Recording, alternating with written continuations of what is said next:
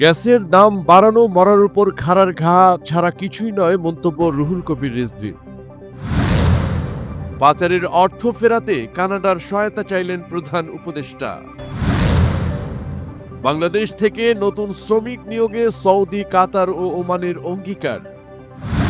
ঢাকায় নামছে গোলাপি রঙের বাস, ওঠা যাবে না টিকিট ছাড়া। সাবেক মন্ত্রী খন্দকার মোশাররফের দেশ ত্যাগে নিষেধাজ্ঞা।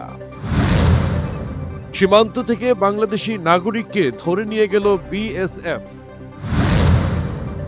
সাভার ধামরাইয়ে চোর চক্রের ৬ সদস্য আটক। মিয়ানমারে সেনাবাহিনীতে নিয়োগের যোগ্যদের দেশ ত্যাগে নিষেধাজ্ঞা। হত্যা ও ধর্ষণে লাগাতার হুমকি পাচ্ছেন দাবি ফুটবলার সুমাইয়ার। লারিসাকে নিয়ে নতুন গুঞ্জনে শাহরুখের ছেলে আরিয়ান।